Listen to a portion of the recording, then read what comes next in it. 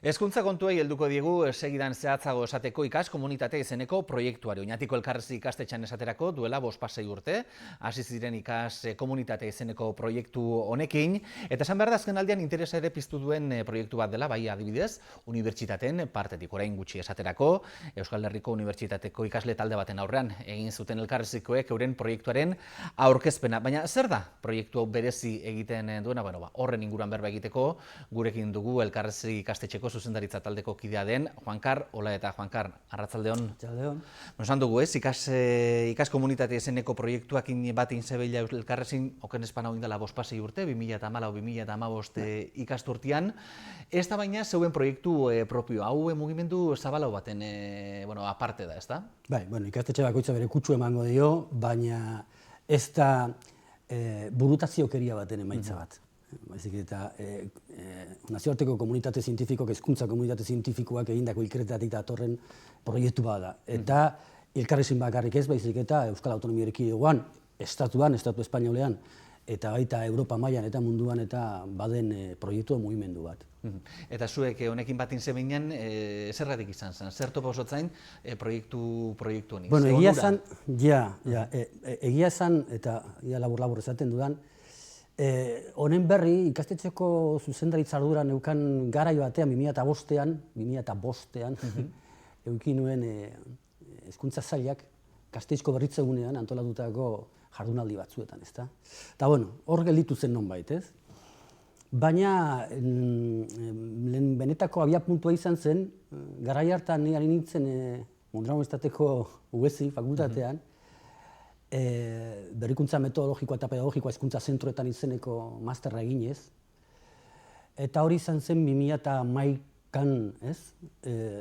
Ikasgai, master barruko ikasgai baten barruan, ikerketa egiten nintzela, begiratzen eta lan baterako, eta berriz topo nuen berarekin, baina izan zen Cuadernos de Pedagogia aldizkarian, 2012ko abenduko alean, batek jo nahi baldin baduta begiratu, monografiko bat eskaini zioten proiektuari. Batez ere, bukatu berri zelako, Europa mailan eta Europako Batzordearen diru funtsaz garatutako 5 urteetan zehar garatutako hezkuntza alorreko ikerketa bat, eta Included izenekoa, Include Gidoi Ed izenekoa, hori ere nahi duenak badauka begiratzen interneten edo. Eta, ikerketa horrek eman zituen emaitzetan oinarritutako monografikoa izan zen eskaintzen zutena. Eta zergatik, nik ikusi nuelako guk elkarrezin geneukan hezkuntza proiektuaren ezaugarri nagusiekin era bat zetorrelako, ez? Batez ere inklusioa, kohesioa eta ikaskuntza arrakasta denontzat.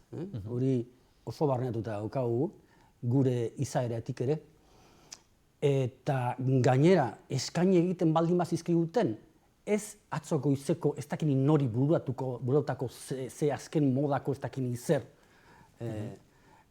mai gainean jartzen zutela baizik, eta 5 urtetan diru asko, Europako Batzordeak ipinitako diru asko erabilita, egindako ikerketa baten emaitza zela, ez? Eta emaitza horretan identifikatu egiten dira, nazioartean momentu hartan izan zen Europan, eskola eta estatu desberdinetan ze hezkuntza jarduera mota duten arrakasta ikasle guztientzat.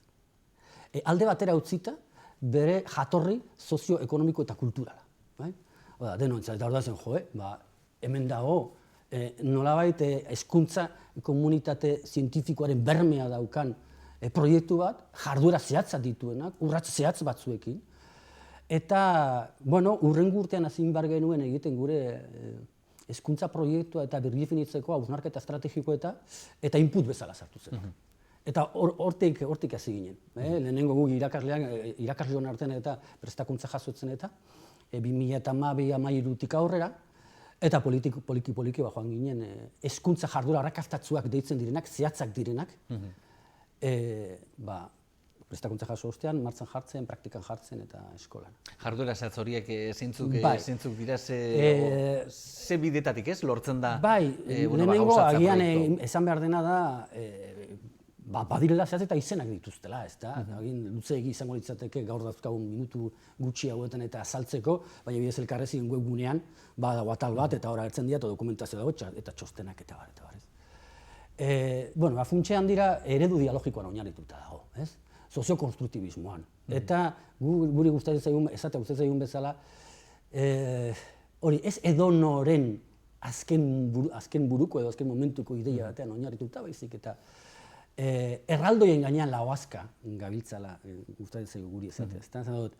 Azpian daudena dira Freireren pedagogia dago, Paulo Freiren pedagogia dago, badago Vygotsky, badago adibidez filosofian aldetik eta ekintza komunikatiboaren teoria Appel eta Habermas. Hau da, sakoneko ikerketak egin dituzten, oinarri sendoa dituena eta, ez?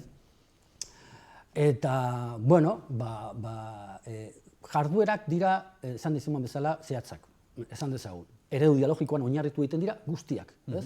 Esan dezagun izango litzatekela, eredu kooperatiboa ontzat hartzen duguna, baina urrats bat gehiago, bai? Eta orduan, badira, talde elkareragileak deitzen direnak, hezkuntza jarduera arrakastatsuen artean, talde elkareragileak bat. Gero, solasaldi dialogikoak. Eta solasaldi dialogiko horiek izan daitezke literarioak, kurrikularrak, musikakoak, artekoak, eta bar. Gero dauzkagu, jakina familien prestakuntza eta hori, gurekin batera, hori beti. Liburutegi tutorizatu deitzen direnak, baina gehien bat da eskola ordu arautuetatik haragoko ikaskuntza luzatzea. Voluntarioen bitartez, eta voluntarioak izan daitezke irakasleak edo familiak. Familiak, aitamak edo sabaizebak edo aititamumak edo... Ingurukoak, ez da? Ba, inguruan, edo no, izan daiteke. Eta egikera jakin bat dute, bai? Funtsean, dialogikoa denezkero, denen parte hartzea da, ikaskuntzaren norabidea apurtu egiten da irakaslearengandik ikasleengana joatea dena, zabaldu egiten da komunitatera, irakasleok ikasten du ikasleengandik eta ikasleak konturatu egiten dira euren artean edo elkarrengandik ikasteko aukera ederrak direla, ezta? Hola, oso labur esan da, baina detaileak nahi dituenak hor dauzka. Ideia bat egiteko adibidez, talde elkarreragileen barruan, hor ikusiko ditugu gurasoak edo aiton amonak edo inguruko aipatu ditugun horreik ikasgeletan bertan, ezta? Ikasliekin eurekin parte hartze pixkat hortik doia bidea, ezta? Bai, eta tertulietan baita. Tertulia edo solasaldi dialogikoa deitzen ditugun horiek, batzuk dira eskola barruan, matematikako tertulia direnak, adibidez, testu edo baliabide ezberdinak erabil daitezkenak, edo naturzientzitakoak, edo lenguakoak, edo euskarakoak, edo hor.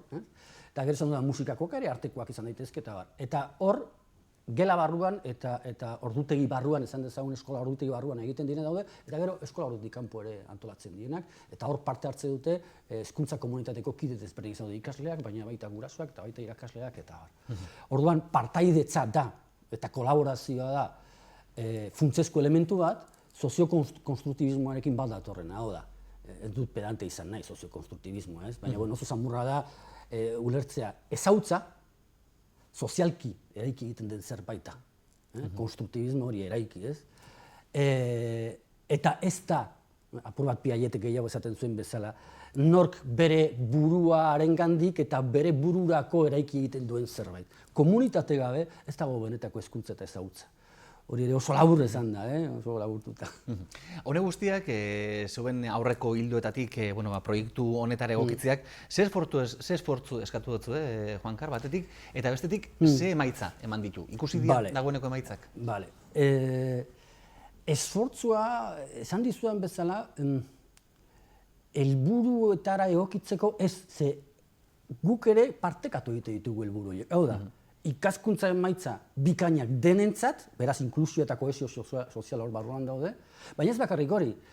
Aipatu ditudan jarduera hauen bitartez, hezkuntza jarduera arrakastatsu hauen bitartez, ikasleek esperimentatu egiten dute kolaborazioa eta solidaritatea. Bai? Orduan, eta bestea da, orduan, bigarren adarra esan dezagun, ardatza bizikidetza egokia. Orduan, guk helburu hori bagenuzkan horretik. Alde horretatik esfortzu gutxi, poza ikustea, bide batzuk eskaini egiten dizkigutela eta gainera ikerketa zientifikoetan oinarrituta. Alde horretatik ez. Esfortzu gehiena, benetan prestakuntza jaso, benetan ikusi nola egin behar den, ze edozein modutan ezin da egin behar den moduan. esan dezagun ikerketan oinarritutako horiek esaten diguten modu horren arabera. Eta ez, bueno, egingo gutxi gola, baina nire erara. Ez, eta orduan prestakuntza sendoa jaso behar da, denok jaso behar dugu, familiek ere ulertu behar dute, eta bueno, denbora behar izaten da, aldaketa delako. Agian oraindik nahiz eta hezkuntzan berrikuntza desberdinak egiten ari diren azkeneko urtean dezente agian orokorrean gizarteak pentsatzen duena baina asko zure gehiago, baina agian oso sartuta daukagu guk oraindik lehen barneratuta lehen aipatu dudan, ezta ikaskuntza norabide bakarreko hori, ez? Egiteko modu batzuk. Hori da, egiteko modu batzuk eta bueno, eta orduan agian entzuten duzuna esaten duzu, bale, ados, ondo dago, eta gainera badaukagu hezkuntza komunitatearen bermea eta bar, hezkuntza komunitate zientifikoaren bermea, baina beste gauza bada, gero ja praktika eramatea.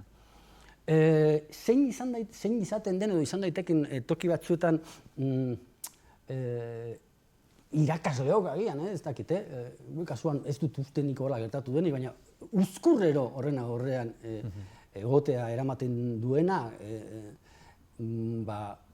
beste pertsona batzuk, kaja beltz horretan, zen nahi dut, ikasle da, non batzuk kaja beltz bat gari batean esaten zitzaidan, ezta? Zeratik, ni sartzen nahi kaja beltza eta hor nik egiten duen inork ez du ikusten, ikasleak eta nik. Ez, baina sartza beste pertsona batzuk, zenideak izan daitezkenak. Hor daudenen zenideak, edo beste batzuk, ez da beharrezkoa, hor momentu horretan gelan dauden ikasleen zenideak izatea. Eta gurekin batera eta ikustea, dena, gardintasun osoz. Eta momentuen batean, baldin eta, bueno, zein den zure praktika eta bar, egin inseguritate puntu bat sentiten dezakezu, eta bar, nik uste dut hori izan litekela, ez? Batzutan irakasleok gara oso bai gardentasuna eta zekizer, baina hau da nire eremutxoa eta ni bakarrik, ez? Eta orduan, komunitate osoa izatea, zurekin batera, zuk koordinatuko duzu, baina zurekin batera ikaskuntza testuinguruak sortu egingo dituena, agian behar da, hasierako momentuan, egokitze bat, edo benetan esatea, hau baldin bada, egingo du, eta ez daukagu ezer eskutatzeko hemen, ez? Etor daitezela, eta etor daitezela. Eta hori da onura, hori da momentu batean agian atzera baten bat edo egin lezakena, baina bide batez hori izaten da batzuetan zailtasun bat, gaur eguneko bizimodu batik. Zailtasuna nahi ditugulako eskola barruan. Ja, hori fase hori gaindituta, nahi ditu gehiago oraindik eta intentsitate handiagoz hezkuntza jarduera arrakastatsu hauek gauzatzeko ikasgela barruan. Ze orain momentu honetan, ez da urrats handiak eman ditugun, gure erronka da jarraitu prestakuntza jasotzen eta, ze adibidez tertulia dialogiko pedagogikoak ere egite ditugu gure prestakuntzarako. Bai, hori da. Baina behar duguna da intentsitate handiagoz. Edaduraz, estentsioa, bai, zabalduta goi gaztetxe osoan, aurre hezkuntzatik, baina intentsitate gehiago. Gehiagotan egin nahi du, baina horretarako voluntarioak ere behar ditugu. Baina aprobetxatu egiten dut. Deialdi txau. Deiak egite ditugu asko ez, baina ulertzen du batzuetan zaila izaten dela, ezta? Bizimoduatik, lan kontuengatik eta baina. Juankar, bukatzaldera egin behar dugu, esan dugu, hau, zeuek elkarrezin join dela 5 urte hasi zinen, baina Euskal Herri mailan badauela sare bat antolatuta, esperientzia ezberdinak dauzelako, hemen inguruan, Debagoien inguruan, badakitzeolako besteren bat dauen, edo zeuek printzipioz? Bale, lehen erantzun dizut, baina, bueno, ezagutzen dudana da, Eibarren ikastetxe publiko batean, hori ez asko hasi direla, bideo hau hartzen, bestela Debagoienan ez dago besterik momentu honetan. Eta unibertsitateen interesa aipatu dugu, hori nola hartu duzu? Beitu, saiatuko naiz labur, ez dut bukatzen ari garela, lotzen 3 gauza desberdin.